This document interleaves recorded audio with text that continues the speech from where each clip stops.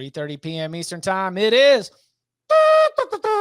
the SEC on CBS game of the week. It is the Iron Bowl from Jordan-Hare Stadium, the site of New Mexico State's win against Auburn, but also the site of Auburn wins against Alabama in 2013, in 2017, in 2019, and in 2021, almost getting it done, 24-22 in extra time. So, if you're subscribed to the Cover 3 podcast on TikTok, on Instagram, then you might have already seen Marquee Cover 3 play, which is doing pretty well, 16-8 so far. Had another 4-2 week last week. Yeah, I took Alabama. I laid all the points. I started doing more prep for the show. I feel very bad about laying all those points. I am less certain about it, but I've got nothing to be uncertain about it except for vibes. So, is there an X's and O's path to Auburn being able to have this be another game that, maybe not an outright upset, but maybe like 2021, much closer than expected? Because again, all the way back to 2013, there's only been 1 year, that 2015 season, where the game in Jordan-Hare Stadium was not incredibly competitive. This point spread at more than 14.5 suggests it will not be competitive. Are you saying that maybe you don't believe that Alabama's offense is totally fixed? Like maybe some of this offensive explosion is because LSU had all four of their corners and their best defensive linemen out? Like, could it be that maybe it's not completely fixed? Or maybe Kentucky's secondary and team is kind of bad this year and vibes are not good in Lexington?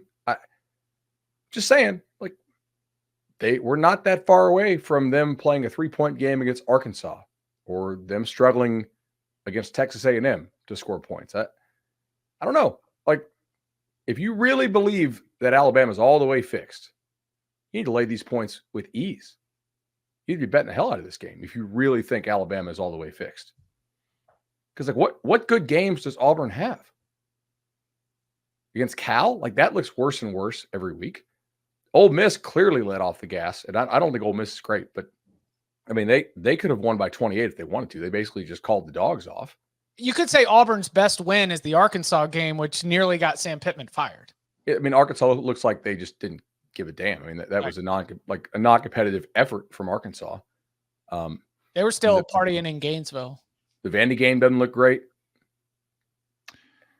LSU was pretty non-competitive. I mean, again, if we think Bama's like a team that's really going to challenge Georgia, they should smoke Auburn.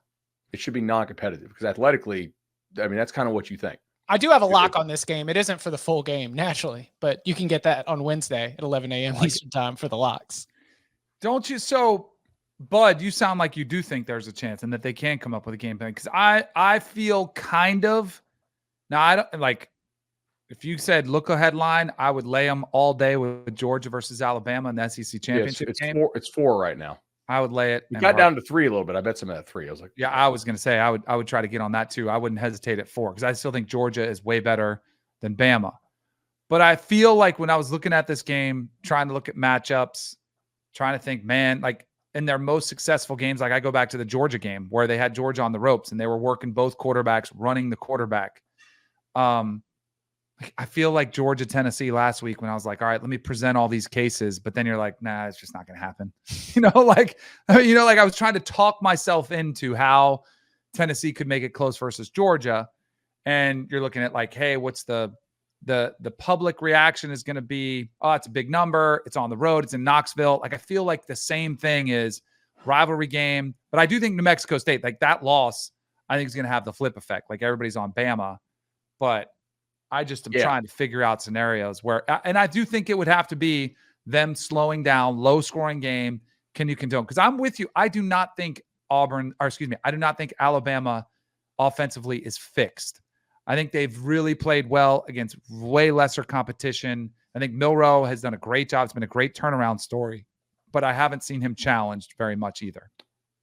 I think we can believe that they are improved because Tommy Rees is leaning into what Milroe does better now, and he has stopped asking him to do the things that he can't do or just isn't feel comfortable at doing. I don't want to say can't because that implies you never can, but like currently not successful in doing. Yeah, Tommy listened to Danny because Tommy Rees is a big Cover 3 podcast fan, and Danny came out like weeks ago and was like, I can tell you what Jalen Milroe needs to do to be successful. And Tommy, because you listen to Danny Cannell, you're a semifinalist for the Broyles Award. So that's right. You know, like, get credit at the speech. Make sure let's hear some credit given.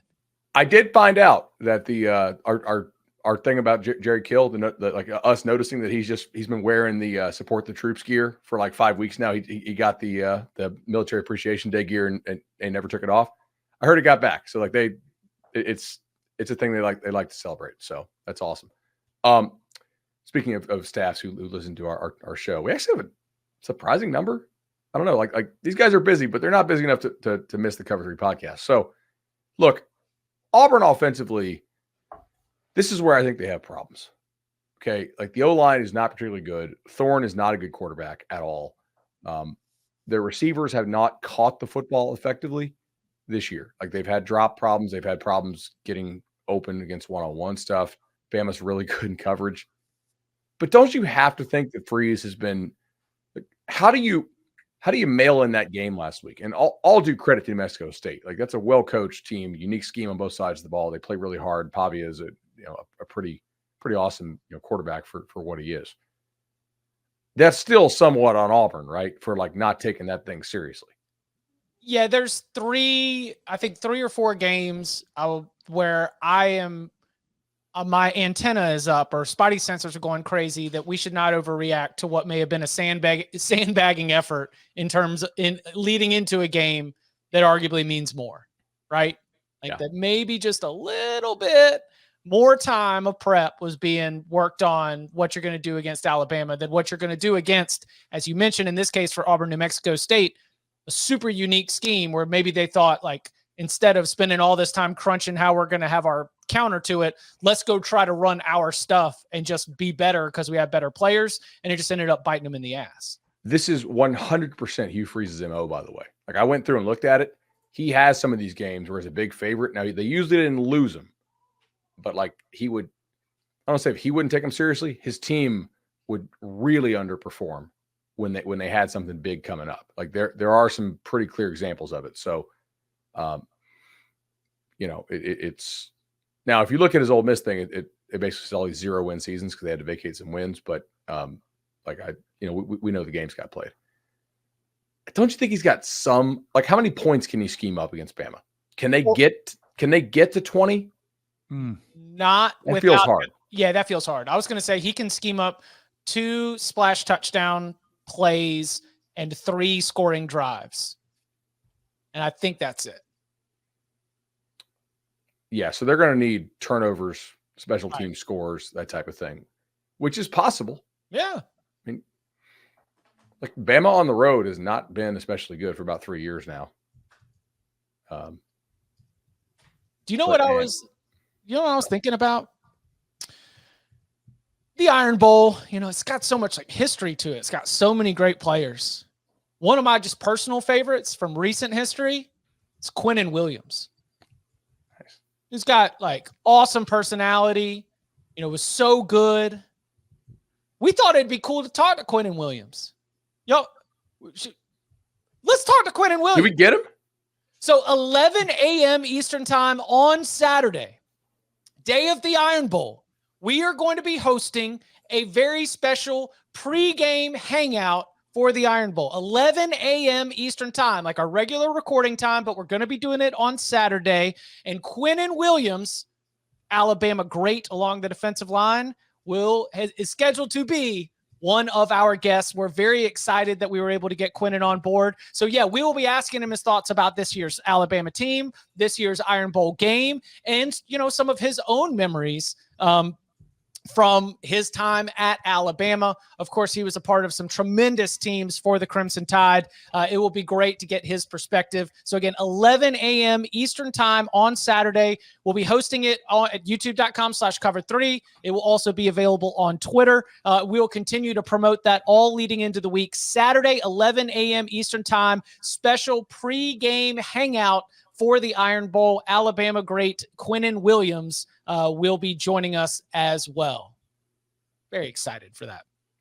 Any other sort of final matchup thoughts here for the Crimson Tide and the Tigers?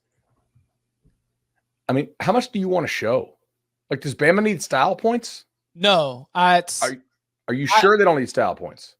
I think they could always use them. If they look like an absolute killing machine, yeah. Like, because Bama's got a chance to run it up on Freeze. Don't forget, they could be in a scenario, right? Even if they win the SEC, where if there's undefeateds, Power 5 champs, and there's 3 of them, and they're comparing resume, and then you have the Texas loss, and Texas is a 1-loss champ. Like, you need every point of emphasis you can get. Like, you want to be able to say because their biggest sell is we are a different team now than we were back in September when we played Texas and lost. Look how much better we are. We just blew out Auburn on the road by 3 touchdowns. Like, I do think it matters. I think they are looking for style points. Although I don't know if Saban's that type. Do you think he is? I mean, maybe if last year all he has to do is think about having to make his case on national champion, during the Fox Big Ten championship game, how embarrassing that was for him. That was embarrassing. Yeah. Yeah. He's probably like, man, I don't want to have to do that again. Let me just make my case here on the field. Still feels like that's a tough ask to just go in there and blast them. Just with. Yeah, I agree. With everything that's going on, I mentioned the 2015 game being the outlier. That game was still 29-13. And they had already taken a loss that year too. They were sitting at number 2 going into the game, so they probably felt good about their, chances for the playoff. But that was another one where the goal is to win the football game. Some classic old school football coach type stuff. If it's a double-digit win, if it's comfortable, you're going to be playing field position in the second half. I do think the start of the game matters because the longer is the underdog in a throwaway season for Auburn, where you just lost in New Mexico State, you're feeling sorry for yourself. They're going to be up for this game. Don't get me wrong, the crowd will be up for it. But if they go down 14-3 early, there does become a quit factor. Like, oh, this is embarrassing. And I think today's player more than ever, you're getting your money, you're kind of used to, whether it's playing PlayStation, you hit reset, like you're just ready to check out. I think you see that way more often now. I do think there's a quit factor in a lot of these games where home crowd is going to be huge. But then you start hearing rumblings, people leaving, like the blowout factor does become real. So you got to take care of them early because the longer they're hanging around, they're believing like, hey, we're still excited. We're still excited to be here. This could salvage our season. But if they start getting run, the quit factor could be real.